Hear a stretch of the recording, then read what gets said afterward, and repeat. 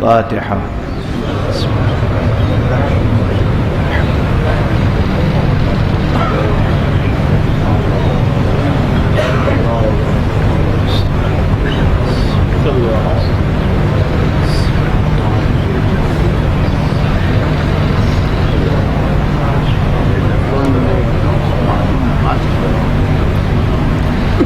حضرات التماس ہے کہ ایک مرتبہ پھر سورہ حمد کی تلاوت فرما کر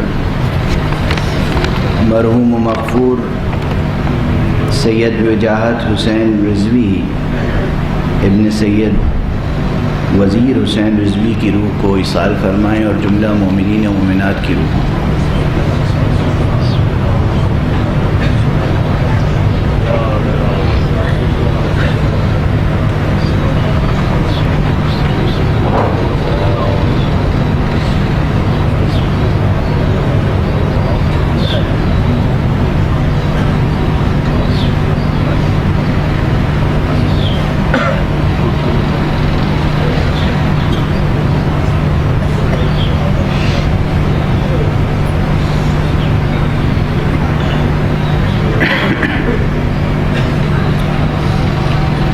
أعوذ بالله من الشيطان الرجيم.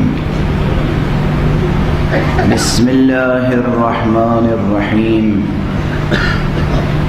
الحمد لله رب العالمين والصلاة والسلام على أشرف الخلائق أجمعين سيدنا وسيد الأولين والآخرين حبيبنا وحبيب إله العالمين إمام المرسلين وخاتم النبيين أبي القاسم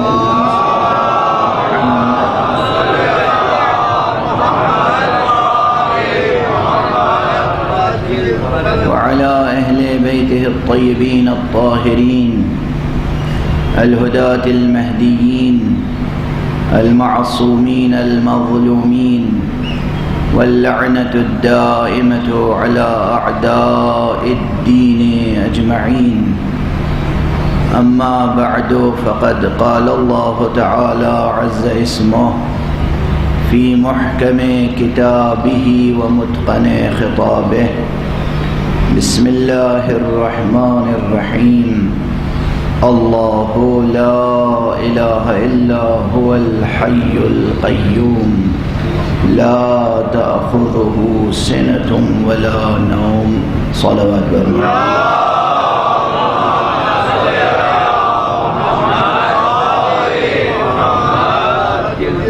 اور بلندر صلوات.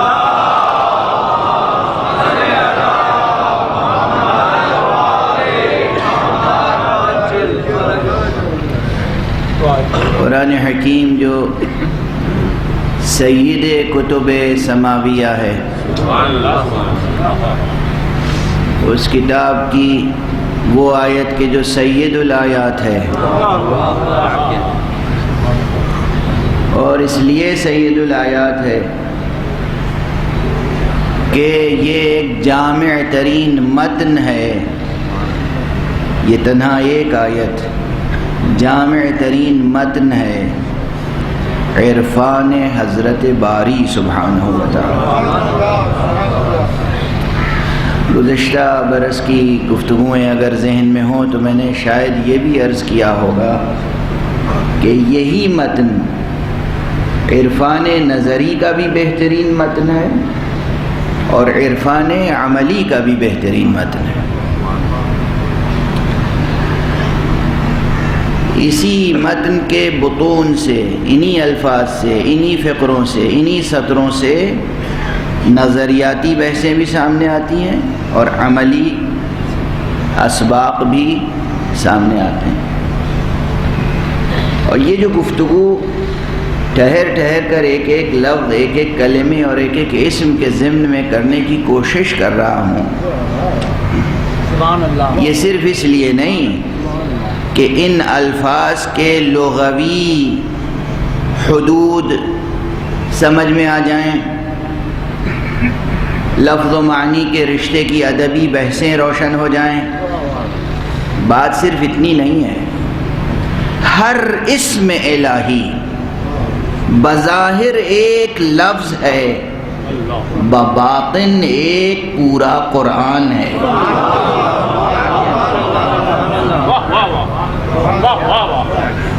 ہر اسم مبارک حق سبحانہ و تعالی، ایک ایک لفظ میں، ایک ایک اسم گرامی میں، یہ اسماء حسنہ، ان میں سے ہر اسم تنہا ایک لفظ نہیں ہے،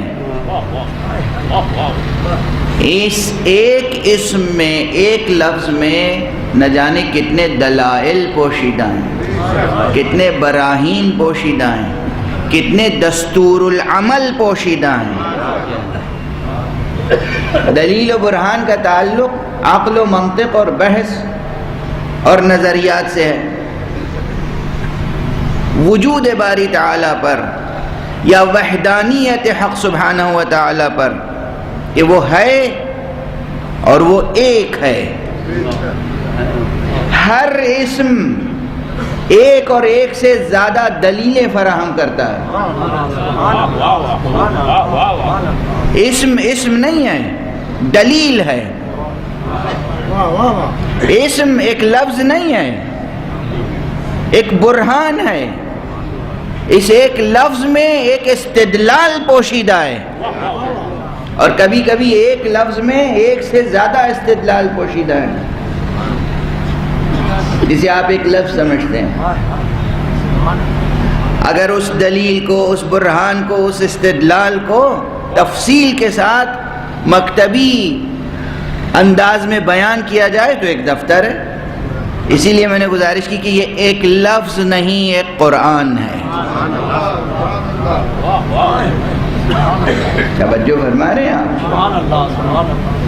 لفظ مبارک اللہ، لفظ مبارک الحی، لفظ مبارک القیوم، یا جتنے اسماء الہی ہیں، چاہے وہ اسماء حسنہ، اسماء مبارکہ، چاہے صفات ذاتیہ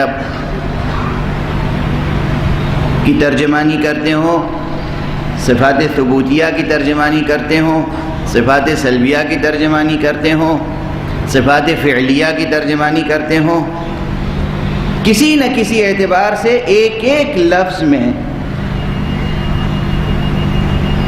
ایک ایک حوض کوثر پوشیدہ ہے۔ نام کس کا ہے؟ نام کس کا ہے؟ کس کا نام؟ جلت عظمتہ، اللہ سبحانہ و تعالیٰ کا نام ہے۔ اور یہاں بہت سی بحثیں ہیں۔ دیکھیے، میں اس انداز سے بحث اس لیے کرتا ہوں،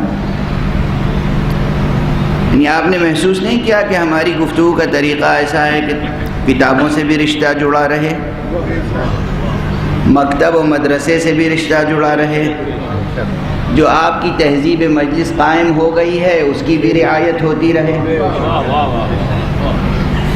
تاکہ کسی حد تک صحیح ایک ہولسٹک اپروچ ہو، اور مجمع میں جس ذوق کا بھی کوئی شخص بیٹھا ہو، طالب علم ہو، کتابوں کے مطالعے کا ذوق ہو، تو وہ جا کے کتابوں کی جستجو کرے، اچھے استاد میسر ہو جائیں تو ان سے اس مطالب پر بحث و گفتگو کرے، درس حاصل کرے، عمل کی توفیق ہو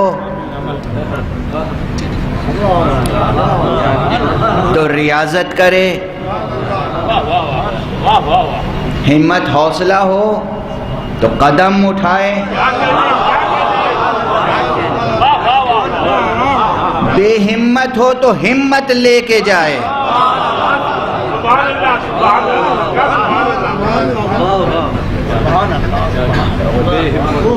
بے حوصلگی سے زندگی بسر نہیں ہو سکتی۔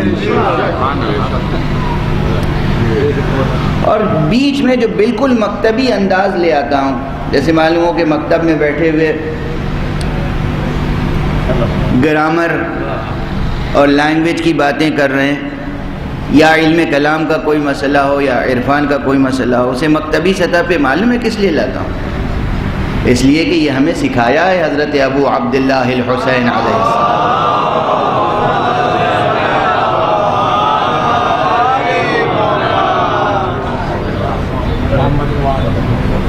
کل حضرت کی شان میں آقائے دو جہاں کی حدیث میں نے گزارش کی تھی، آج حضرت کا خود ایک کلام پیش کر رہا ہوں۔ چھوٹے چھوٹے فقروں میں معصومین کتنی عظیم بحثیں سمیٹ کر پیش کرتے چلے جاتے ہیں۔ آپ اندازہ کیجئے کہ ہمارے معاشرے میں کیا کیا خرابیاں ہیں، کیا کیا بلائیں ہیں، کیا کیا مصیبتیں ہیں، نظام تعلیم میں کیا کمزوریاں ہیں، تہذیبی کیا کمزوریاں ہیں، اور سب سے بڑی مصیبت اس وقت یہ ہے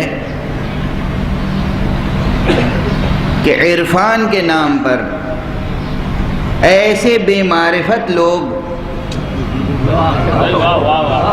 اپنی ڈیوڑیاں سجائے ہوئے ہیں کہ سب سے اندوہناک مصیبت اس وقت عالم اسلام کے لیے یہ ہے۔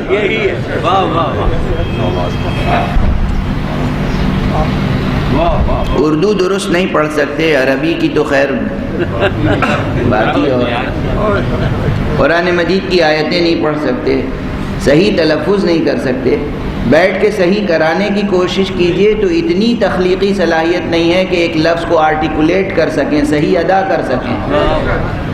اگر انہیں کہیے لا حول ولا قوت الا باللہ العلی العظیم، تو وہ کہتے ہیں لا حول ولا قوت، یا لا حول ولا قوت، واو کا زبر نہیں ادا ہو پاتا، واو کے نیچے کا عجیب و غریب صورتحال ہے۔ اور ان کی شہرت سن لیجئے ذرا،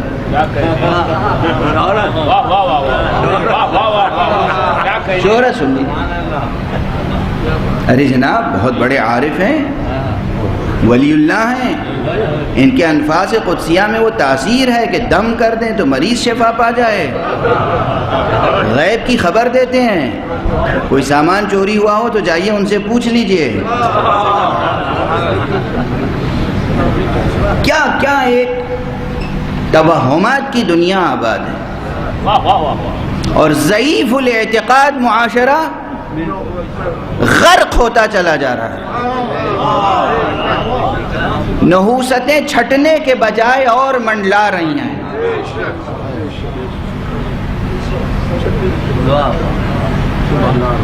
پوچھئے آپ نے کئی کتابیں پڑھی؟ فرماتے ہیں عارف کو پڑھنے سے کیا تعلق ہے، ہم عاشق ہیں، عشق نے عرفان کے درجے پہ پہنچا دیا۔ عشق اندھا نہیں ہوتا، عشق بے معرفت نہیں ہوتا، پہلے معرفت ہوتی ہے بعد میں عشق ہوتا ہے۔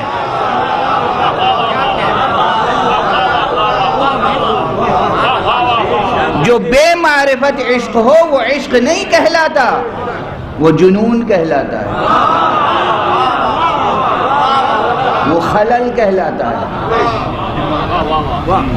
عشق و محبت کی بنیاد معرفت پر ہوتی ہے، اور معرفت کی بنیاد کس پر ہے؟ معرفت کی بنیاد کس پر ہے؟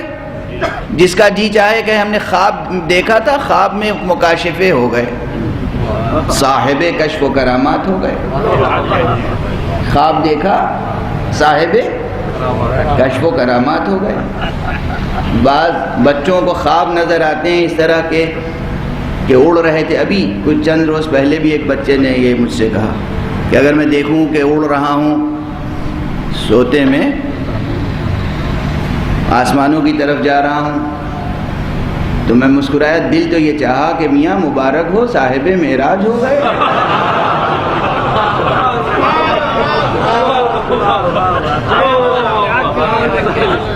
مگر کہی نہیں میں نے یہ بات اس بچے سے، اس لیے کہ سوء ادب بھی ممکن تھا۔ آپ سمجھ رہے ہیں میں کس اعتبار سے کہہ رہا ہوں۔ ایک پوری قوم ہے بے بصیرت و بے معرفت جو رسول کی معراج کو خواب سمجھتی ہے۔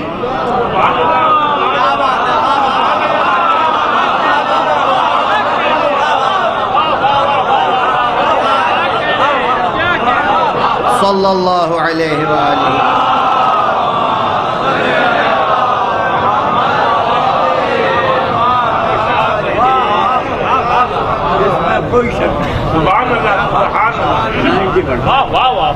بہرحال یہ موضوع تو بعد میں آئے گا، اس وقت جو عرض کرنا ہے وہ عرض کر کے آگے بڑھوں۔ صاحب بعض مدعی ملے، آپ نے کس مکتب میں پڑھا، کس استاد سے پڑھا، عملیات آپ نے کیے تو کس استاد سے آپ نے حاصل کیا، اذن حاصل کیا، سیکھا؟ خواب میں مولا نے آ کے پڑھا دیا ہمیں، کشف حاصل ہو گیا، صاحب کشف ہو گئے۔ دیکھیے ہمارے اور آپ کے امام سبط رسول، سبتم من الاسباط، حضرت ابو عبداللہ الحسین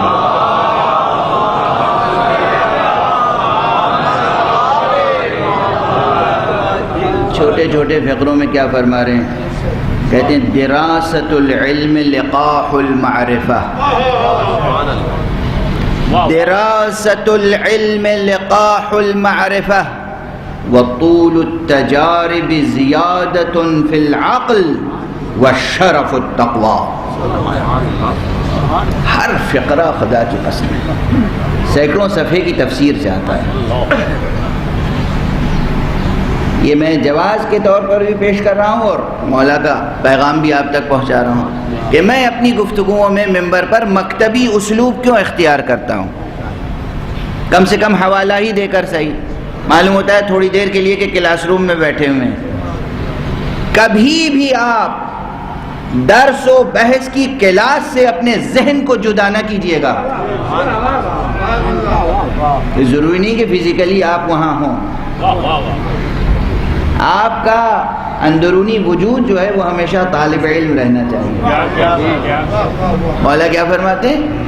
دراست العلم لقاح المعرفہ، دو الفاظ ہیں، ایک لفظ ہے علم اور ایک ہے معرفت۔ اب یہیں پہ بحث ہوگی اہل لغت کیا لکھتے ہیں، ڈکشنری میننگ کیا ہیں علم کے، ڈکشنری میننگ کیا ہیں معرفت کے، اور اس کے بعد ڈکشنری سے نکل کے فلسفی میں آئیے، ایپسٹیمولوجی میں آئیے، جہاں علم العلم سے بحث ہوتی ہے، علم المعرفہ سے بحث ہوتی ہے، یعنی تھیوری آف نالج سے بحث ہوتی ہے۔ یہ بحث ہوتی ہے کہ نیچر آف نالج ہے کیا، علم کیا ہے۔ وہاں یہ بحث ہوتی ہے کہ علم کیا ہے، معرفت کیا ہے، ادراک کیا ہے، شعور کیا ہے۔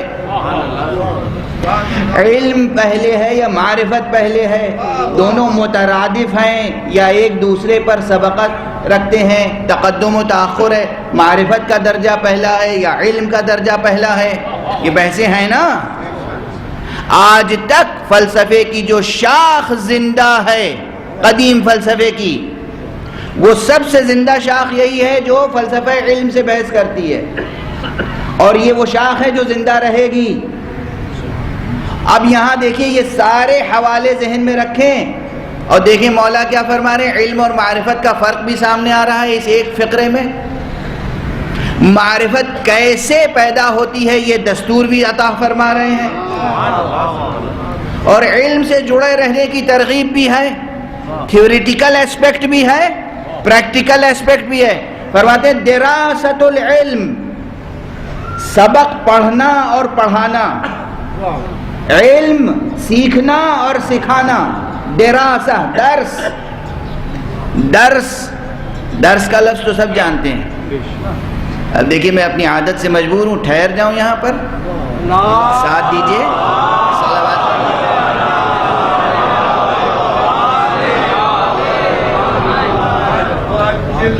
عربی زبان بھی عجیب و غریب زبان ہے۔ آپ سمجھتے ہیں درس کے بس ایک معنی کیا؟ سبق پڑھنا ہے نا۔ دال رے سین یہ روٹ ورڈ عجیب و غریب روٹ ورڈ ہے، عجیب مادہ ہے۔ درس کے معنی یہ بھی ہیں کہ کسی چیز کو پاؤں سے روند ڈالنا ایسے کہ اس کے نام و نشان بھی باقی نہ رہیں۔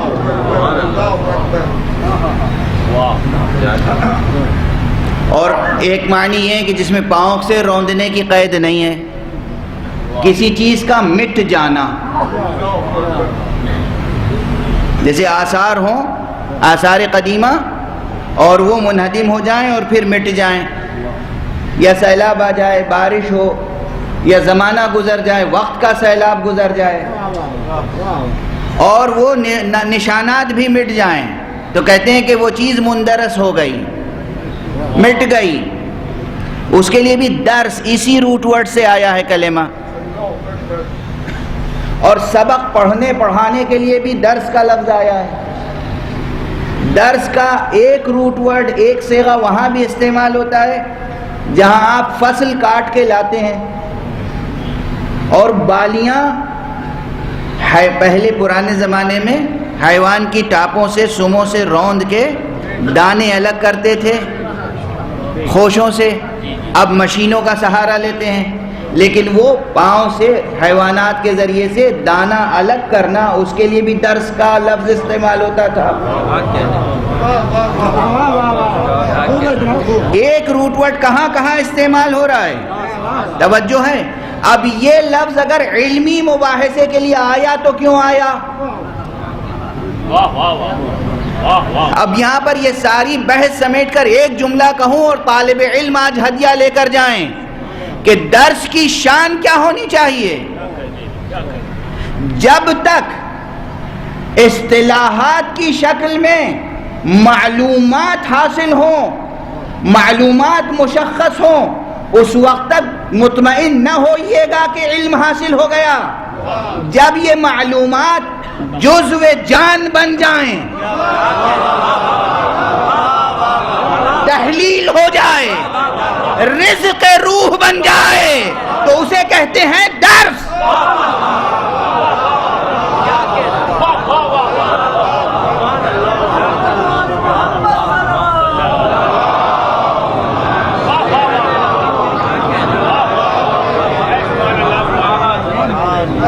جسم کی غذا وہ دانے جو ہیں خوشوں میں ہوتے ہیں، بالیوں میں ہوتے ہیں، اسے کسی مشین سے یا کسی حیوان کے ذریعے سے یا کسی ذریعے سے آپ دانہ جدا کرتے ہیں، اسے درس کہتے ہیں.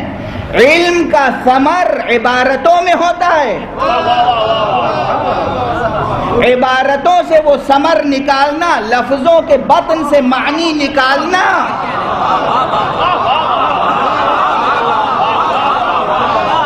اور اس کے بعد اسے رزق جاں بنا لینا، اسے کہتے ہیں دراست العلم.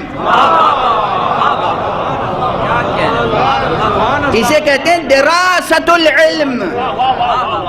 توجہ ہے. روا روی میں کتاب پڑھ کے گزر گئے نہیں، سرسری مطالعہ فرما لیا نہیں، ورق گردانی کر لی نہیں، براؤز کر لیا نہیں. ایک ایک لفظ ایک خوشہ ہے، اس کے ایک ایک حرف ایک خوشہ ہے، ایک بالی ہے، اس کے اندر ثمر علم ہے. اس ثمر علم کو استاد اور شاگرد بیٹھ کر جدا کرتے ہیں.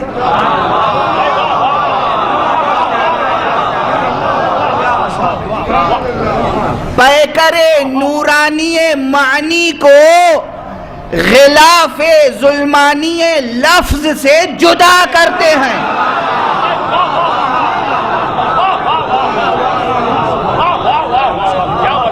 لفظ حجاب معنی ہے، لفظ حجاب معنی ہے. لفظ کا حجاب چاک کر کے نگار معنی کو قابل دیدار بناتے ہیں.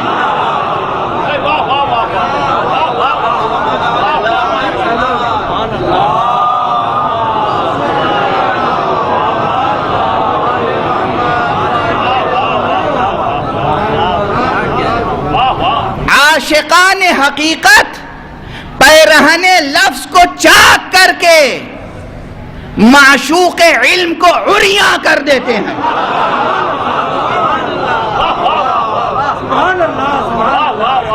اس کا نام ہے دراست العلم.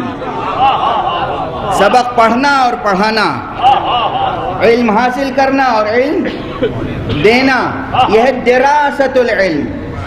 جب اس درجے پر علم حاصل کیا جائے، اس درجے پر علم حاصل کیا جائے کہ لفظ کے پردے چاک ہو جائیں، جامع عبارت دریدہ ہو جائے، جلوہ معنی تجرید کی حالت میں عریاں ہو جائے، تب وہاں معرفت نمود کرتی ہے.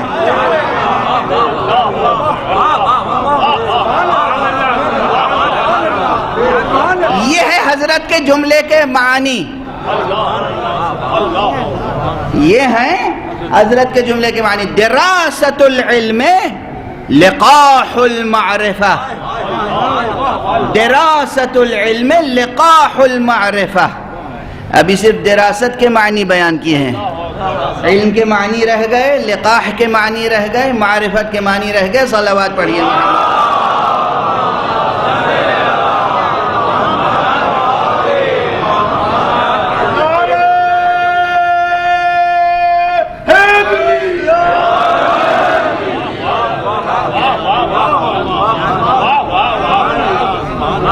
کلام کس کا ہے؟ کلام اس کا ہے کہ جس نے زبان نبوت چوسی ہے. حسین ابن علی کا کلام کسی اور کا نہیں، کسی اور ادیب و خطیب و شاعر کا نہیں ہے. حسین ابن علی کا جملہ، ایک چھوٹا سا جملہ، اس کی تشریح کرتا چلا جاؤں. یہ طالب علم کم سے کم سینکڑوں صفحے سے ایک جملے کی روشنی میں لکھ سکتا ہے. دوسرے جو واقعاً عالم ہیں ان کی کیفیت کیا ہوگی میں نہیں کہہ سکتا. چار الفاظ ہیں: دراست، العلم، لقاح، المعرفہ. دراست العلم لقاح المعرفہ. جب علم اس درجے پر ہو، خوب پختہ علمی بنیادیں ہوں، تب معرفت نمود کرتی ہے. تو عارف جسے کہتے ہیں وہ کتنا پڑھا لکھا ہونا چاہیے؟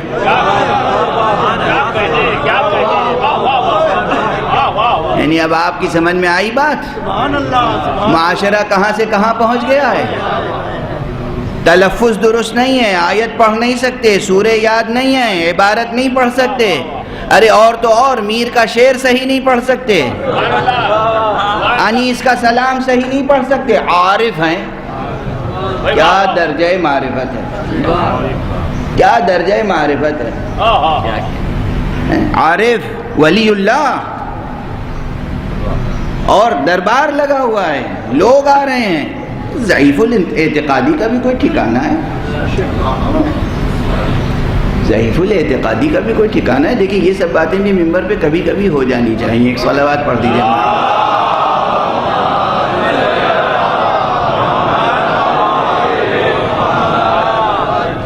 یہ معاشرہ جس کا انتساب ہے آل محمد کے ساتھ، یہ معاشرہ جس کا انتساب ہے باب مدینۃ العلم سے، اس معاشرے کا امتیاز، اس معاشرے کا شرف، اس معاشرے کی پہچان تاریخ میں یہ رہی ہے کہ مہذب ترین معاشرہ رہا ہے. شائستگی، ادب، شعر، خطابت، تحقیق، تصنیف، تالیف، آداب مجلسی، حفظ مراتب،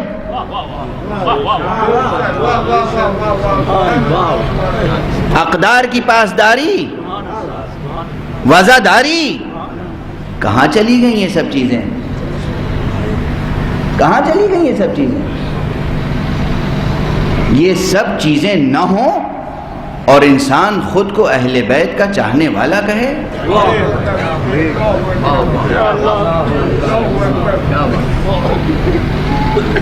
توبے کا محل ہے. توبہ، استغفار، ندامت، شرمندگی. کس کے چاہنے والے ہیں؟ کس کی غلامی کا دم بھر رہے ہیں؟ آپ کے شہر کے گورنر اور منسٹر اور ججوں کے جو نوکر ہوتے ہیں ان کی ڈسپلین کہیں اس میں خلل نہیں آتا. آل محمد کے غلاموں کی ڈسپلین میں کیسے خلل آ رہا ہے؟ تو عالم ہستی کے فرما روا ہیں، نظام حق کو قائم کرنے والے ہیں. ان کے غلام، ان کے چاہنے والے، ان کے نام کا دم بھرنے والے. یہ تہذیب امانت ہے، اس تہذیب کو محفوظ رکھیے گا. زبان کی شائستگی، نظر کی پاکیزگی، حفظ مراتب، بزرگ و خرد کا لحاظ، عالم و جاہل کی تمیز،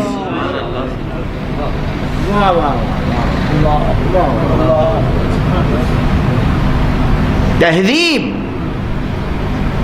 نورانی تہذیب ہے آپ کی، خاکی تہذیب کے امانت دار نہیں ہیں آپ، ولائی تہذیب ہے،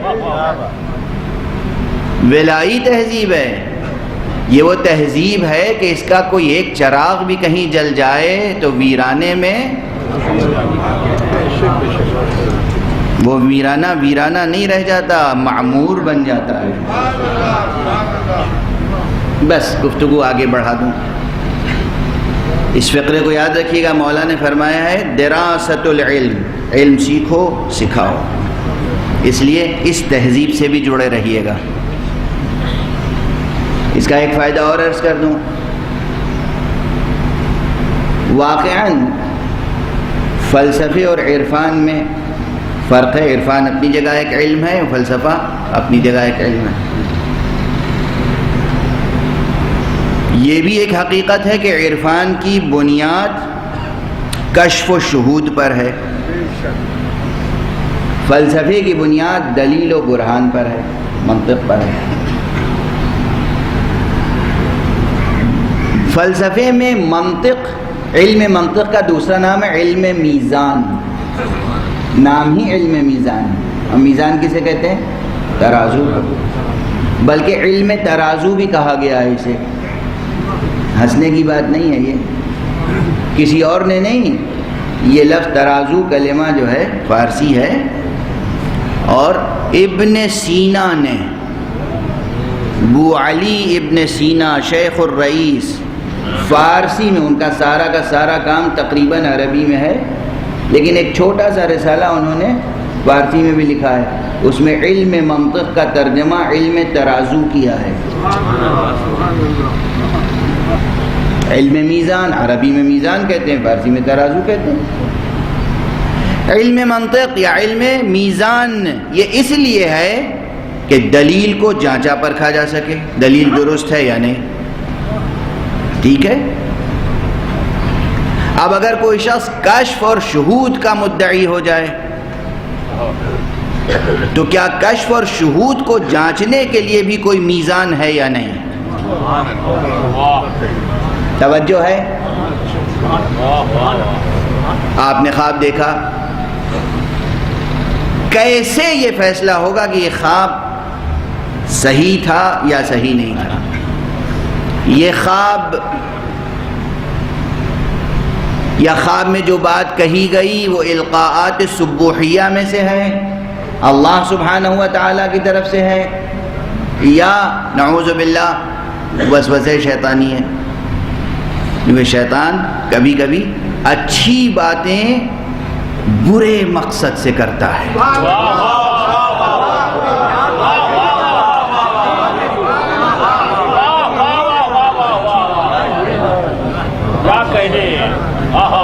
ہر چیز کا موقع محل ہوتا ہے۔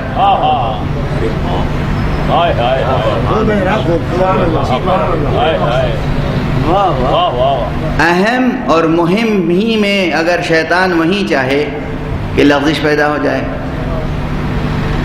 کوئی پیاسا ہے اور آپ نماز پڑھنا چاہتے ہیں، پانی ہے، اور شیطان کہے گا ارے میاں یہ کہیں جا کے اور پانی پی لیں گے، آپ کو نماز پڑھنی ہے، اپنے وضو کا خیال کیجیے، تو کوئی بری بات تو نہیں کہہ رہا ہے۔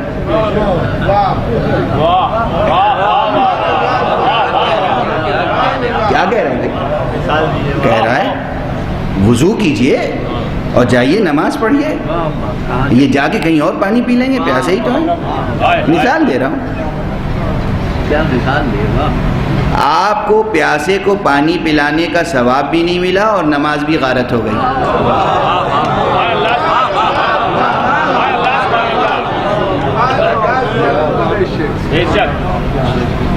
حکم شریعت کیا ہے؟ انسان تو انسان، اگر حیوان پیاسا ہو تو اس کی پیاس بجھاؤ، نجس جانور اگر کتا پیاسا ہو تو اس کی پیاس بجھاؤ، ہے نا؟ جا کے ایک انسان مومن شیطان نے کیا کہا، یعنی کچھ کسی برے کام کا حکم دیا۔ ارے آپ کو نماز پڑھنی ہے، آپ وضو کیجئے اور نماز پڑھیے، کہیں جا کے پانی پی لیں گے؟ بہرحال ایک مثال کافی ہے۔ شیطان برے مقصد سے اچھے کام بھی بتاتا ہے، تعلیم دیتا ہے اچھے کاموں کی۔ تو کیسے سمجھا جائے کہ جو مکاشفہ تھا، خواب تھا، یا جو بھی آپ نے سمجھا کہ دل میں بات آئی، ذہن میں بات آئی، یہ واقعاً الہی ہے یا شیطانی؟ اگر آپ کی حکیمانہ بنیادیں، منطقی بنیادیں، علوم متداولہ آپ نے نہیں پڑھا ہے، اگر صحیح اور غلط کی تمیز کرنے کی مشق ذہن کو نہیں ہے، دھوکہ کھا جائیں گے۔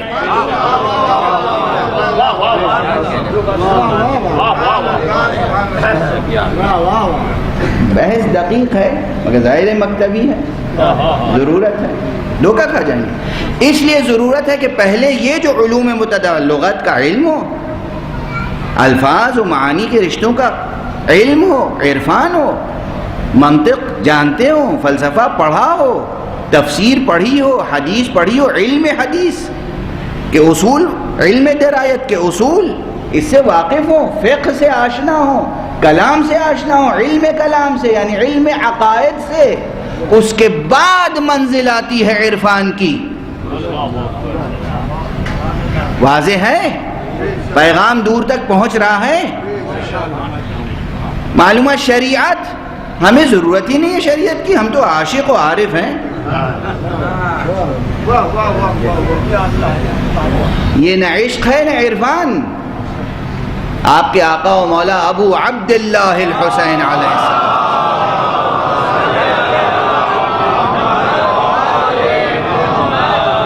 کیا فرما رہے ہیں؟ دراست العلم لقاح المعرفہ۔ اب میں ٹھہر کے ایک جملہ کہہ دوں، ابھی کچھ عرصے قبل لکھنؤ میں کہا تھا، یہاں پھر کہہ دیتا ہوں۔ مجھے نہیں معلوم، یہاں تو چند دنوں کے لیے آتا ہوں کراچی میں، تو یہاں کیا آداب اور رسوم بڑھ رہے ہیں عزاداری کے سلسلے میں، اس کا مجھے کوئی زیادہ علم نہیں ہے، لیکن یہ تو ایک مسلم ہے کہ مجلسیں ہوتی ہیں اور تبرک تقسیم ہوتا ہے، اور وہ تبرک میں کھانے پینے کی چیزیں ہوتی ہیں زیادہ تر۔ کچھ دنوں پہلے اس کی ایک منطق ہے، کوئی اسٹوڈنٹ اگر 1 گھنٹے، سوا گھنٹے، 2 گھنٹے، 1.5 گھنٹے بیٹھ کے تھورلی اسٹڈی کرے تو اس کے بعد اس کے جسم کی انرجی اس میں کنزیوم ہوتی ہے، اسے بھوک محسوس ہوتی ہے، اسے کچھ ریفریشمنٹ چاہیے، کچھ غذا چاہیے۔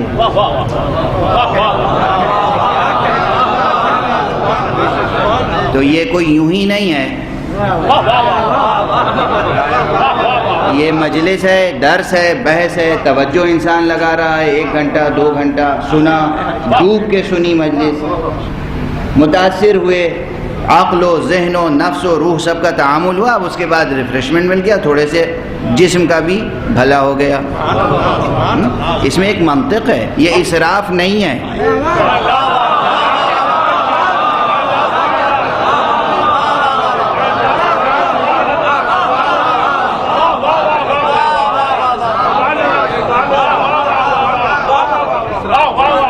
اسراف نہیں ہے، یہ بدعت نہیں ہے، یہ تبرک بدعت نہیں ہے۔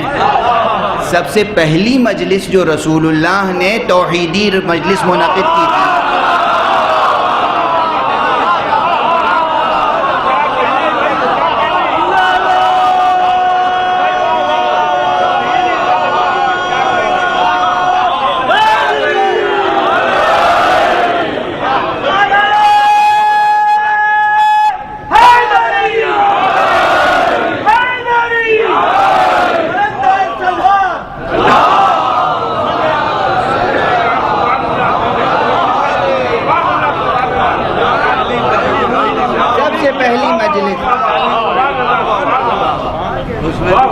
سب سے پہلی مجلس ایسی تھی، لیکن نا 2 چیزیں، آج تک 2 چیزیں ہیں، مسجدوں میں صرف مسلم آ سکتا ہے، مجلسوں میں مسلم غیر مسلم سب آتے ہیں.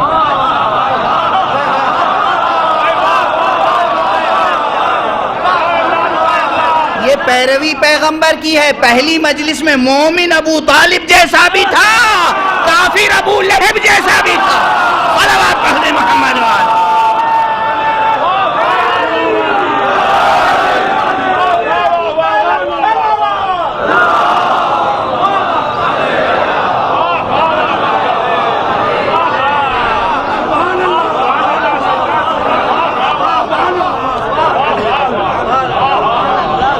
پہلی مجلس بانی مجلس کون؟ رسول اللہ. بلکہ اگر اجازت ہو تو حقیقت تو یہ ہے کہ میں کہوں کہ بانی مجلس تو ہے خدا, جو حکم دے وہ بانی ہے.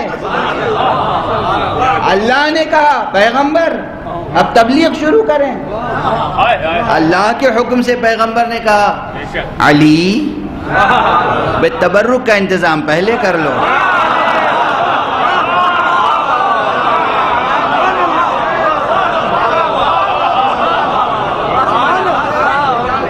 اب یہ ضرور ہے, یہ ارتقاء ہے. وہاں چونکہ کفار و مشرکین و بے ذوقوں کا مجمع زیادہ تھا, علمی ذوق نہیں رکھتے تھے, ایمانی ذوق نہیں رکھتے تھے, آیات کا ذوق نہیں رکھتے تھے, تو کھانا پہلے کھلایا, پیغام بعد میں دیا.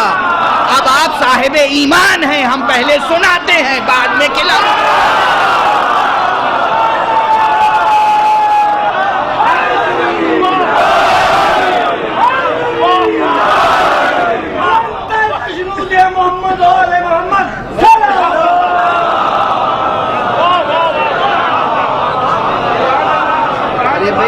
آپ تو تبرک ہی کے فضائل پر اس قدر واہ واہ تھا.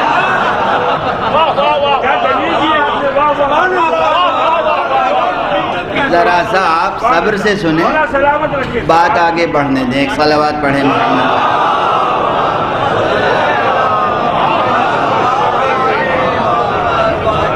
میں ایک بات عرض کر رہا تھا, اور جو عرض اب اصل میں عرض کرنا ہے پھر اس پر بھی اتنے ہی جوش سے آپ داد دیں گے. تو صاحب پہلے تو ہوتا تھا تبرک, اور وہ تبرک واقعی مجلس کا تبرک, اور اس کے بعد پھر اب میں نے ادھر سنا کہ تبرک میں صاحب وہ موبائل تقسیم ہو رہے ہیں, کھانے کے سیٹ تقسیم ہو رہے ہیں, چائے کے سیٹ تقسیم ہو رہے ہیں. یہ سب ہوئے, مجھ تک بات آئی. اب اس میں کمپٹیشن شروع ہوا, اور کمپٹیشن اس میں نہیں ہے, مجبور ہوں میں کبھی کبھی اب بھی کمپٹیشن اس میں نہیں ہے کہ بیان کیسا ہوا, درس کیا تھا, آیتیں مجلس میں صحیح پڑھی گئیں یا غلط پڑھی گئیں, تفسیر صحیح بیان ہوئی یا تفسیر بالرائے ہو گئی, واقعاً فضائل بیان ہوئے یا بنام فضائل کچھ اور بیان ہو گئے. اب یہ چیزیں نہیں. اب اسٹیٹس سمبل کے طور پر کہ آپ نے موبائل تقسیم کیا تھا تو ہم پھر اس سے بڑی کوئی چیز تقسیم کریں گے. یہ میں لکھنؤ کی بات کر رہا ہوں, کراچی کی نہیں. اگر یہاں بھی ایسا ہوتا ہو تو اتفاق ہوگا. میں آپ پہ تنقید نہیں کر رہا ہوں, میری مجال ہے کہ میں آپ پہ تنقید. تو میں نے وہاں یہ جملہ عرض کیا تھا کہ یہ مجلس عزائے حسین, یہ مجالس قرآنیہ, یہ مجالس اسلامیہ, یہ مجالس نبویہ, یہ مجالس ذکر, ان کا اصلی تبرک یہ نہیں ہے. اصلی تبرک کچھ اور ہے. اصلی تبرک یہ ہے کہ آپ کو ایک جملہ کسی معصوم کا لے لیں, اس کی خطاطی کرائیں, اسے ترجمے کے ساتھ ایک سووینئر کے طور پر ہر جانے والے کو دے دیں کہ بھائی یہ لے جا کے ڈرائنگ روم میں رکھنا, اور اٹھتے بیٹھتے اس کو دیکھنا اور اس پہ عمل کرنا. یہ ایک مجلس کا تبرک کب تک چلتا رہے گا؟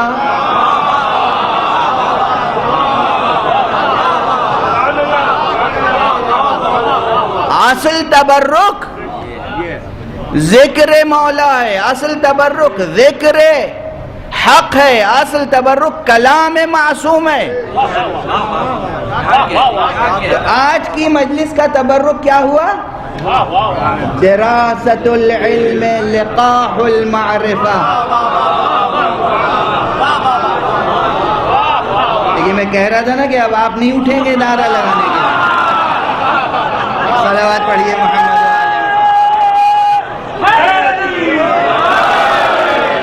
تشریف رکھیں۔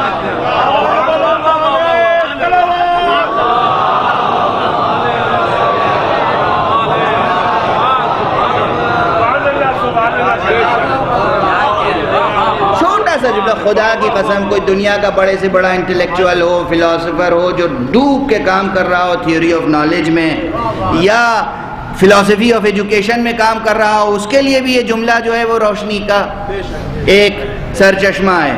دراست العلم لقاح المعرفہ، چونکہ آقا نے فرمایا دراست العلم لقاح المعرفہ۔ بس آج اتنا ہی اس ضمن میں عرض کروں گا، وقت تمام ہوا چاہتا ہے۔ اس میں فلسفہ تعلیم اور طریقہ تعلیم سے لے کر اور اپسٹیمولوجی کے دقیق ترین مسائل تک سمٹ آئے ہیں ان 4 لفظوں میں۔ غور فرمایا آپ نے؟ اور چونکہ یہ میرے پیش نظر رہتا ہے، اس لیے جب آقا ہی کی مجلس ہوتی ہے تو پھر کوشش ہوتی ہے کہ بات درس و تدریس سے بھی جڑی رہے، اور پھر جب بات اسماء الہیہ کی ہو یا اسم حق سامنے آ جائے تو ایسے سرسری طور پہ گزرا جا سکتا ہے۔ ترجمہ کر کے گزر جائیں، اللہ لا الہ الا هو الحی القیوم۔ اس میں ہر آنے والا فقرہ اپنے پہلے والے فقرے کے لیے پوری دلیل ہے۔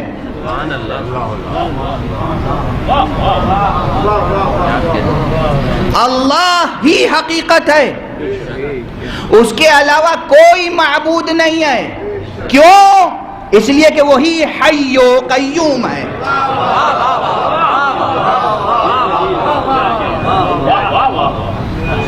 یہ اس بیان کی دلیل بھی ہے اور بجائے خود اپنی جگہ ایک مفصل فصل بھی ہے، ایک باب بھی ہے۔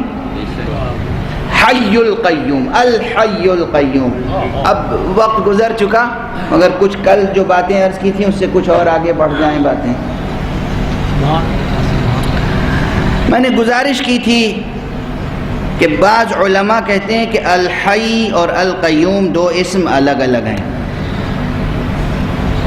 مگر بعض علماء یہ بھی کہتے ہیں کہ الحی القیوم 2 الفاظ مل کر ایک اسم بنتا ہے، اور اس کی مثال عربی گرامر میں اور ہیں، جیسے بعلبک، جیسے حضرموت، اس طرح کے بعض کلمات ہیں کہ جو 2 الفاظ مل کر ایک لفظ بنتا ہے، تو وہ مسمى ایک ہے مگر اسم 2 الفاظ سے مرکب ہے۔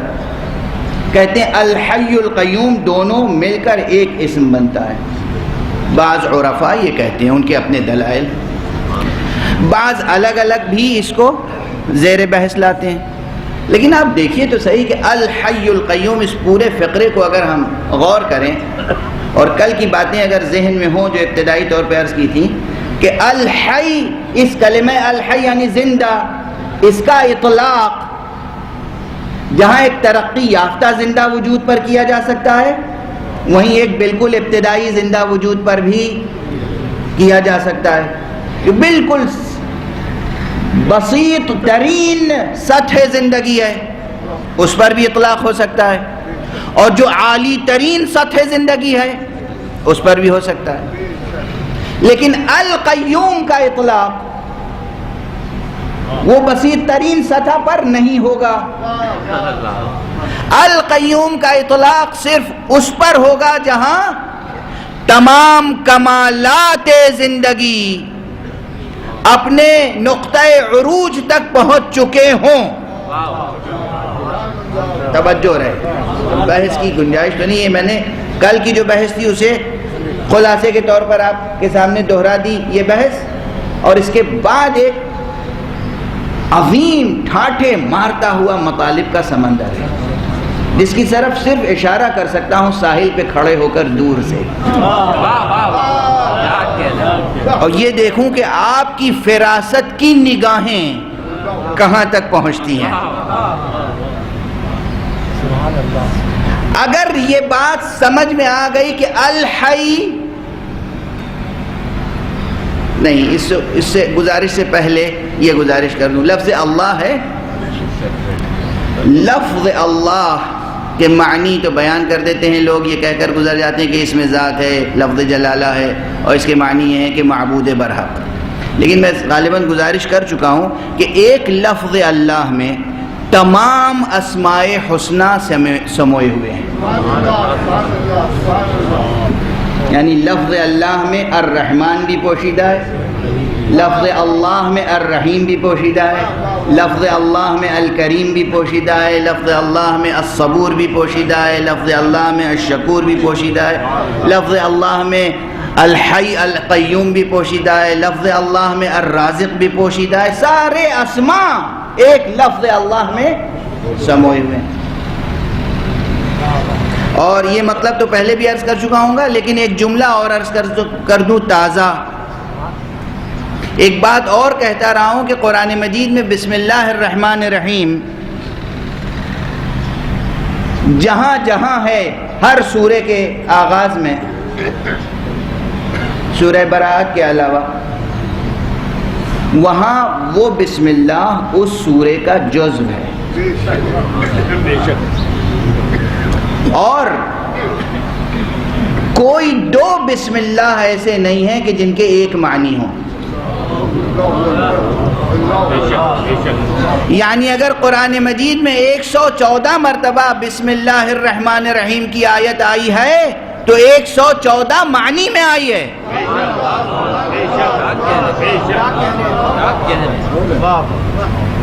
یہ بہت دقیق بحث ہے، اس پہ اشارہ کر چکا ہوں، مجھے یاد ہے پہلے اشارہ کر چکا ہوں، البتہ تفصیل نہیں ذکر کر سکا تھا۔ مشترک لفظی ہے، لفظ مشترک ہے، معنی ہر بسم اللہ اپنے بعد آنے والے سورے کے مطابق معنی رکھتا ہے۔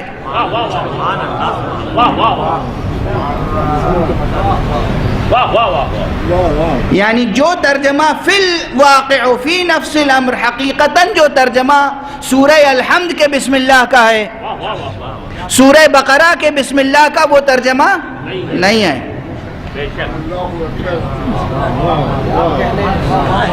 جو ترجمہ الحمد کے بسم اللہ کا ہے اور بقرہ کے بسم اللہ کا ہے وہ سورہ مبارکہ آل عمران کی بسم اللہ کا نہیں ہے، اور اسی طرح آخر تک۔ اب غور فرمائیے گا اور دیکھیے گا آج تک کیا مترجمین سے ترجمے کا حق ادا ہو سکا؟ وہ تو جہاں جہاں بسم اللہ ہے ایک ہی ترجمہ دہرا دیتے ہیں، جو کا تو۔ اچھا اب یہاں ٹھہر کر ایک بات کہہ دوں، جس طریقے سے ہر سورے کے مضمون اور محتوا اور معنی کے مطابق اس سورے کی بسم اللہ کا ترجمہ بدلتا چلا جاتا ہے، اسی طرح لفظ اللہ میں سب معنی سموئے ہوئے ہیں۔ جب کوئی محتاج، جب کوئی مبتلا جس نیت سے یا اللہ کہتا ہے اس میں سے وہی معنی سامنے آتے ہیں۔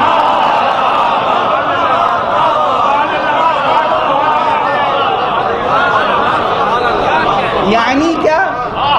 اگر کوئی رزق کو محتاج ہے کہتا ہے یا اللہ، اس کے معنی ہے یا رازق۔ کوئی بیمار ہے کہتا ہے یا اللہ، اس کے معنی ہے یا شافی۔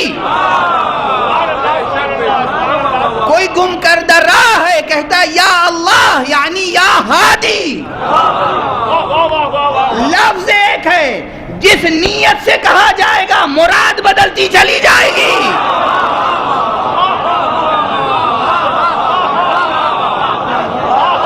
لفظ ایک ہے، توجہ ہے۔ جب لفظ میں یہ کرشمہ موجود ہے، لفظ کرشمہ ادبی طور پہ کہہ کے آگے بڑھ گیا، جب لفظ میں یہ معجزہ موجود ہے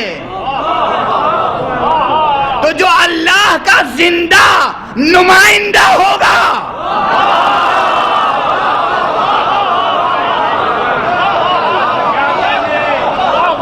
اس محمد کی تجلیاں کتنی ہوں گی، علی کی تجلیاں کتنی ہوں گی، زہرا کی تجلیاں کتنی ہوں گی، ابو عبداللہ الحسین کی تجلیاں کتنی ہوں گی۔ صلوات پڑھ دیں محمد۔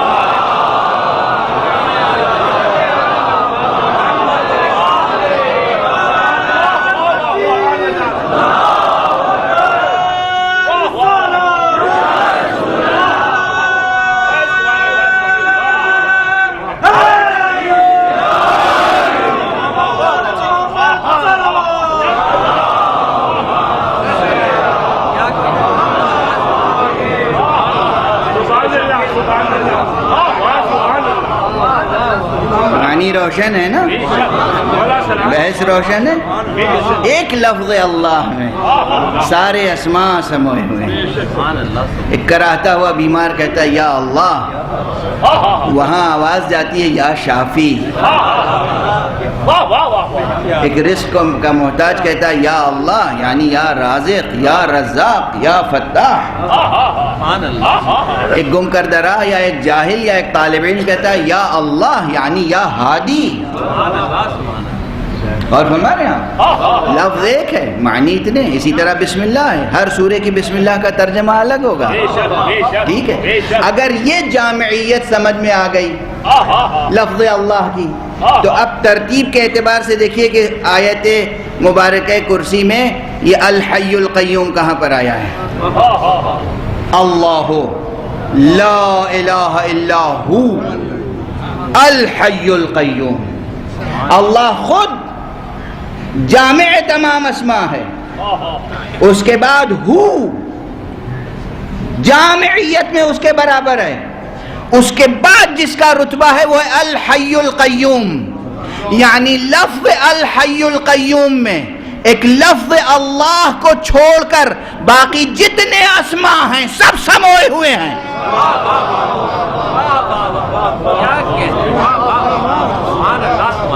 یعنی الحی القیوم میں هو الاول بھی ہے، هو الآخر بھی ہے، هو الظاہر بھی ہے، هو الباطن بھی ہے۔ ایک صلوات پڑھ دیجئے محمد۔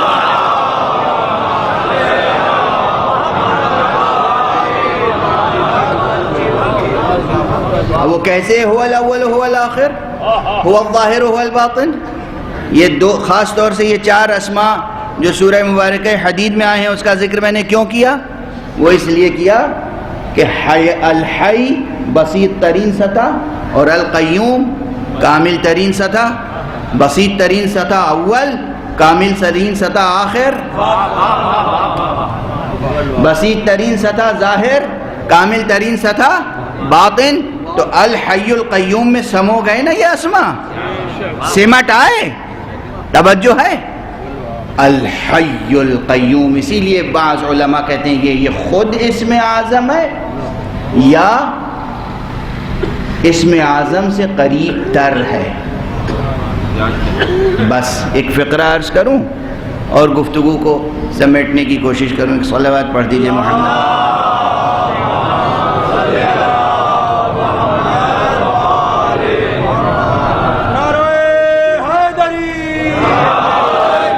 یا میری آواز اتنی تیز ہو گئی تھی کہ یہ سب مائک بیکار ہو گئے؟ ایک نئے مائک کی ضرورت تھی۔ بارے دیگر نعرہ صلوات۔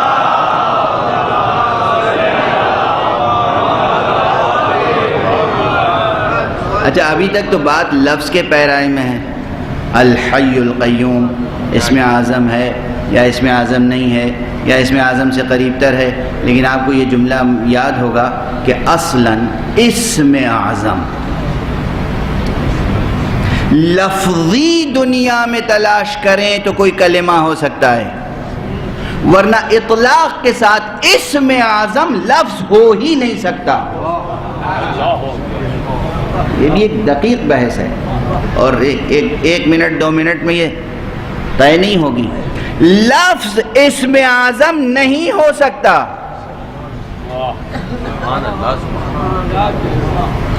اسم اعظم کوئی وجود ہوگا،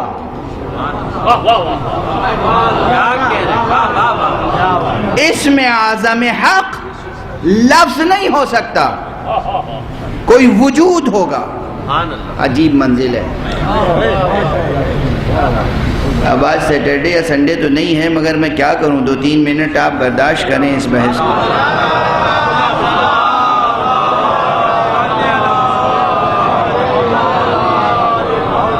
توجہ رکھیے گا، بس بہت توجہ رکھیے گا۔ آپ حضرات کے ذہن میں کیا تصور ہے اسم اعظم کا؟ اسم اعظم کا تصور عام طور پر یہ کہ اسم اعظم جسے حاصل ہو، جسے حاصل ہو،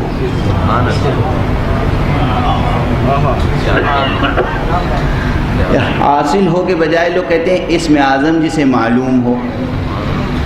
معلوم ہونا کافی نہیں ہے، اگرچہ معلوم ہونے کا بھی درجہ بہت ہے، لیکن کہتے ہیں کہ اسم اعظم جسے معلوم ہو وہ اسم اعظم کے سہارے سے جو چاہے کر سکتا ہے۔ یہ حقیقت ہے، یہ حقیقت ہے کہ اسم اعظم کے سہارے سے جو چاہے کر سکتا ہے، لیکن بڑی دقیق بحث ہے، اور یہاں سے بھی پتہ چلے گا کہ عارف کون ہوتا ہے، صاحب نفس کون ہوتا ہے، اور بے بس بے نفس کون ہوتا ہے۔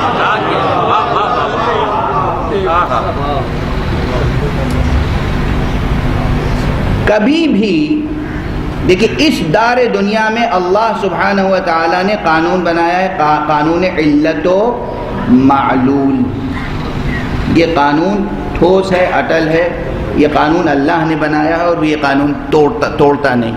جس نے خود قانون بنایا ہو وہ کیوں قانون توڑے گا؟ اللہ نے یہ قانون بنایا ہے کہ آگ جلائیں گے تو گرمی ہوگی، چراغ روشن کریں گے تو روشنی ہوگی۔ اللہ یہ قانون کیوں توڑے گا؟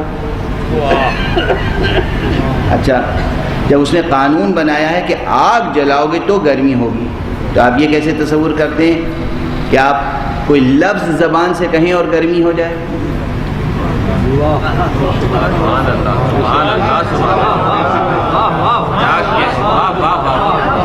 توجہ ہے؟ اللہ کا بنایا ہوا قانون ہے، آگ جلاؤ گے تو گرمی ہوگی۔ اب آپ سمجھتے ہیں کہ کوئی عارف اور کوئی ولی ایسا ہو سکتا ہے کہ وہ زبان سے کوئی لفظ کہے اور گرمی ہو جائے؟ اللہ نے قانون بنایا ہے کہ بیج زمین میں بو گے تو درخت اگے گا، اس کی آبیاری کرو گے تو وہ سرسبز و شاداب ہوگا، اور اس کے شرائط پورے ہوں گے تو وہ پھل دے گا۔ یہ قانون کس نے بنایا ہے؟ سائنسدان نے یا سیاستدانوں نے؟ نہ سیاستدانوں نے یہ قانون بنایا ہے، نہ سائنسدانوں نے قانون بنایا۔ قانون تو خود اللہ سبحانہ و تعالیٰ نے بنایا ہے، تو وہ قانون بنایا ہے تو وہ توڑے گا کیوں؟ اب یہ کیسے ممکن ہے کہ کوئی شخص یہ دعویٰ کرے کہ یہ ایک لفظ ہے، اس لفظ کو آپ دہرا دیجئے اور درخت جو ہے سرسبز و شاداب ہو جائے گا؟ توجہ ہے؟ یہ لفظ آپ کہہ دیجئے بے موسم کا پھل مل جائے گا۔ اگر بے موسم کا پھل لفظ کہنے سے مل جائے تو ڈکشنری میں الفاظ بھرے پڑے ہیں۔ توجہ ہے؟ لفظ کہنے سے کوئی قانون نہ ٹوٹتا ہے نہ بنتا ہے۔ جو صاحب اسم اعظم ہوتا ہے وہ الفاظ کے سہارے سے نہیں، اس کے پاس اللہ کی طرف سے اسم اعظم حاصل ہوتا ہے وجود میں۔ وہ حق سبحانہ و تعالی کی طرف سے ارادہ کن فیکونی کا حامل ہوتا ہے، تو وہ چاہتا ہے موسم بدل جائے تو موسم بدل جاتا ہے۔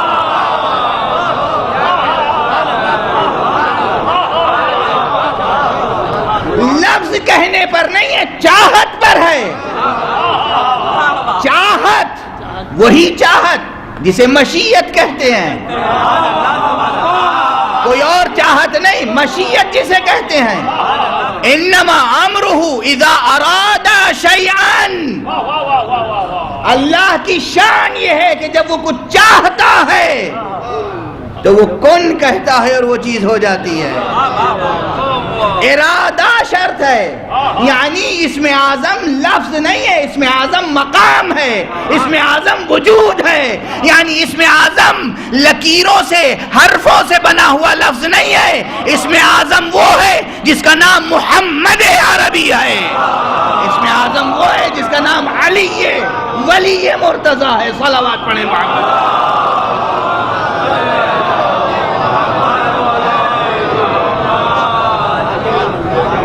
اسم اعظم ایک وجود ہے، ایک مقام ہے، نہ کہ لفظ۔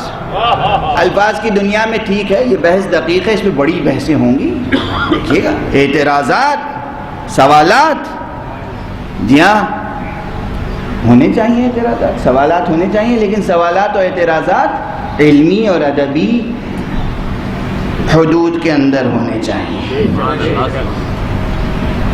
الحی القیوم، اس کی تلاوت کا، اس کی ورد کا، اس کے ذکر کا اثر ہے، لیکن اثر کس اعتبار سے ہوگا؟ صرف دہراتے رہیں، ذہن کہیں اور رہے، دل کہیں اور رہے، نیت یہ ہے کہ یہ ہو جائے، لیکن جو کچھ زندگی کا طور طریقہ ہے وہ اس نیت کے تقاضوں کے بالکل برخلاف ہے، تو ہوگا؟ نہیں ہوگا۔ اگر تمام شرائط کے ساتھ الحی القیوم کا ذکر کیا جائے تو پھر یہ لفظ اللہ سبحانہ و تعالیٰ کی طرف سے سبب بنے گا کہ اس ذکر کرنے والے کا نفس اتنا بلند ہو جائے، اتنا پاکیزہ ہو جائے، اس میں وہ شان پیدا ہو جائے کہ جو وہ مراد چاہتا ہے وہ پوری ہو جائے۔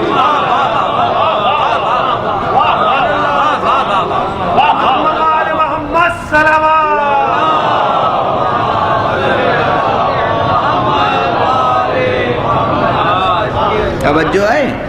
بہرحال اب یہ بات بہت زیادہ دقیق تو ہو گئی، لیکن اس بحث کو یہاں روکتے ہیں۔ جب اسم اعظم کا مالک ہو کوئی، جو خود اسم اعظم ہو، ابھی میں کیا کہہ رہا تھا؟ بے موسم کا پھل ہو، ممکن ہے، لفظ سے نہیں وجود سے۔ طبقات عرض کو تہو بالا کر دینا ممکن ہے، لفظ سے نہیں وجود سے۔ یہی سورہ مبارکہ الحمد ہے۔ ایک مرتبہ سورہ مبارکہ الحمد کی تلاوت مریض کو صحت مند بنا سکتی ہے، مگر تلاوت کرنے والا ہونا چاہیے، ٹھیک ہے نا؟ بس ایک لفظ کہوں گا طبیعتیں منقلب ہو جائیں گی۔ کل آقا کی رخصت پڑھ رہا تھا، مدینے سے رخصت، آقا نانا کی قبر پہ گئے، مادر گرامی کی قبر پہ گئے، بھائی کی قبر پہ گئے، اس کے بعد صاحب اسم اعظم، مظہر الحی القیوم، مظہر الحی القیوم حسین ابن علی، جب جناب بی بی ام سلمہ کے پاس پہنچے، یا امہ انی ذاہب الی العراق، مادر گرامی میں جا رہا ہوں۔ جناب ام سلمہ کا یہ مقام ہے کہ امام حسین انہیں یا امہ کہا کرتے تھے، مادر گرامی۔ جناب ام سلمہ نے کہا بیٹا عراق نہ جاؤ۔ بس مجلس ہو گئی۔ کیا المناک ہجرت ہے جناب سید الشہداء کی۔ علامہ مجلسی نے بحار الانوار میں 70 سے زیادہ روایتیں لکھی ہیں، 70 سے زیادہ روایتیں لکھی ہیں، جس میں یہ ہے بیان، ان تمام روایتوں سے مجموعی طور پہ یہ مستفاد ہوتا ہے کہ اہل بیت کے ایک ایک فرد کو معلوم تھا کہ حسین کربلا میں قتل ہوں گے، کوئی بے خبر نہیں تھا۔ جبرائیل نے آ کے خبر دی تھی، رسول اللہ کو خبر دی تھی، رسول اللہ نے خود بیان کیا تھا اور متعدد بار بیان کیا تھا اور یہ بھی کہا تھا کہ دیکھو میرا بیٹا حسین کربلا میں مظلومیت کے ساتھ قتل کیا جائے گا، اے میرے صحابہ تم میں سے جو اس وقت موجود ہو میرے بچے کی نصرت اور مدد سے دریغ نہ کرے۔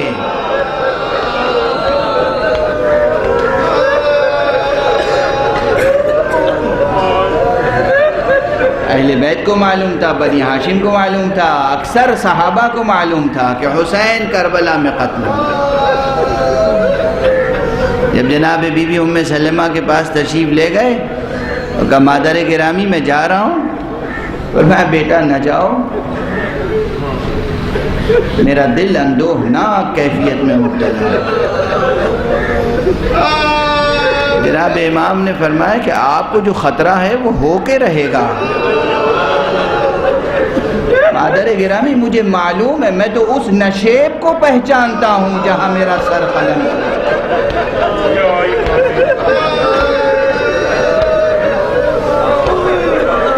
اور اب یہ ہے صاحب اسم الحی القیوم، نظام حق میں نظام حق کی خاطر قیام کرنے والا ابو عبداللہ الحسین، جس کا تصرف یہ شان رکھتا ہے کہ کہا مادر گرامی جدہ ماجدہ آپ دیکھنا چاہتی ہیں میں کہاں قتل ہوں گا؟ مرتبہ اشارہ کیا، زمینیں پست ہو گئیں، زمین کربلا بلند ہو گئی، کہاں مدینہ کہاں کربلا۔ آپ نے ہاتھ بڑھایا، ایک مٹھی خاک اٹھائی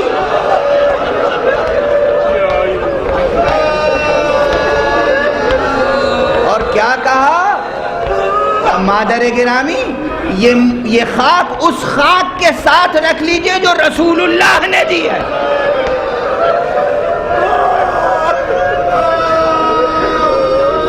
رسول اللہ کو جبرائیل نے لا کر دی تھی، رسول اللہ نے بھی فرمایا تھا ام سلمہ اسے رکھ لو، جس دن یہ خاک خون ہو جائے سمجھ لینا حسین ذبح ہو گیا۔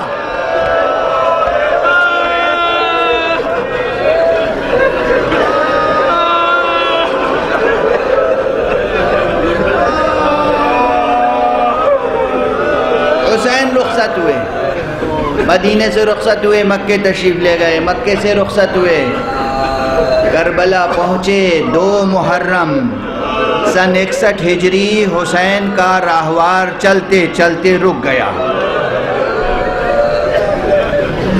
سرکار سید الشہداء نے پوچھا یہ کون سی جگہ ہے؟ ایسا میں نے ابھی عرض کیا نا کہ بہت سے صحابہ کو بھی معلوم تھا۔ زہیرقین ساتھ ساتھ تھے۔ زہیرقین نے کہا آقا آپ سوال نہ کریں، آگے بڑھتے رہیں۔ جیسے زہیر کا دل چاہ رہا ہو آقا کربلا نہ پہنچنے پائے۔ زہیر ساتھ ہیں، ساتھ ہو گئے ہیں، آقا کے ساتھ ہیں، جانثاری کے جذبے کے ساتھ، فداکاری کے عزم کے ساتھ۔ مگر جیسے ہی وہاں رکا رہوار اور آپ نے پوچھا یہ کون سی جگہ ہے، جناب زہیر نے کہا کہ آقا آپ آگے تشریف لے جائیں، آپ چلتے رہیں، آپ چلتے رہیں، آپ چلتے رہیں، آپ پوچھیں نہیں کسی سے کچھ۔ کس انداز سے کہا جناب زہیر نے، کس جذبے سے کہا، کس محبت سے فرمایا۔ مگر آقا نے کہا بتاؤ تو صحیح یہ جگہ کون سی ہے؟ کہا غاغریہ ہے اس کا نام۔ کہا نہیں کوئی اور نام بھی ہے۔ دیکھیں سرکار معصوم کا ایک ایک عمل، ایک تو پوچھا، پھر جب ایک نام بتا دیا گیا تو یہ ضروری تھا پوچھنا کہ اس کا کوئی اور نام بھی ہے۔ معلوم ہے حسین مگر پوچھ رہے ہیں۔ کسی نے کہا اس جگہ کا نام نواویس بھی ہے، کسی نے کہا نینوا بھی ہے، کسی نے کہا شق الفرات ہے، پوچھتے رہے۔ کہا کہ اس جگہ کا کوئی اور نام بھی ہے، کسی نے کہا کربلا ہے۔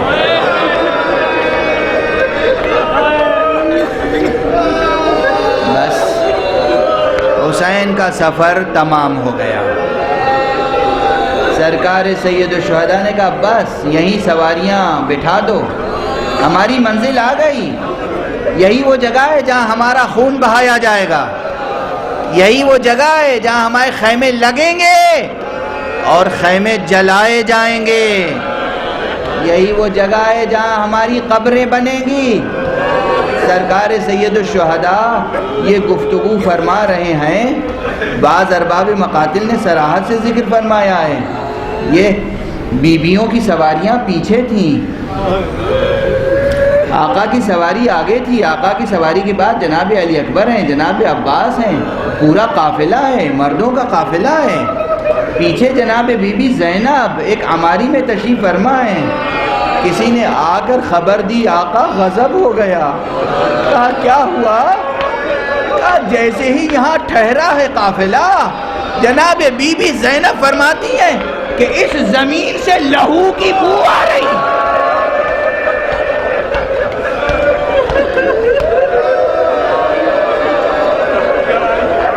عزیزو بس آج کی مجلس تمام ہو گئی۔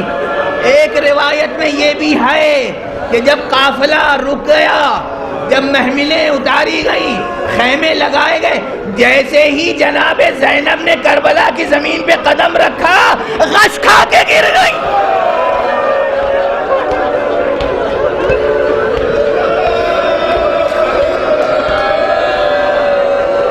انا للہ و انا الیہ راجعون، رضا بقضائہ و تسلیما له۔ پروردگار ہمیں علوم قرآن اور معارف اہل بیت سے آشنا فرما، پروردگار ہمارے اس ناچیز و ناقص ذکر کو قبول فرما، پروردگار ہمیں اپنے اسماء حسنہ کی تجلیوں سے سرفراز فرما، پروردگار سیرت مصطفیٰ، سیرت اہل بیت مصطفیٰ کی تجلیوں سے ملت اسلامیہ کی تہذیب کو معمور فرما، پروردگار تمام عالم انسانیت کو امن اور عافیت کا تحفہ عطا فرما، پروردگار ولی آخر کو اذن ظہور عطا فرما اور ان کے ہاتھوں سے اپنی رحمت و رافت و عدالت کا پرچم دے۔ حضرات تمام مومنین و مومنات کی صحت یابی کے لیے، شفا کے لیے اور خصوصیت کے ساتھ حسین حیدر صاحب کی صحت یابی کے لیے دعا فرمائیں اور 5 مرتبہ اس آیت کی تلاوت فرما لیں۔ بسم اللہ الرحمن الرحیم، امن یجیب المضطر اذا دعاہ ویکشف السوء، امن یجیب المضطر اذا دعاہ ویکشف السوء، امن یجیب المضطر اذا دعاہ ویکشف السوء، امن یجیب المضطر اذا دعاہ ویکشف السوء، امن یجیب المضطر اذا دعاہ ویکشف السوء۔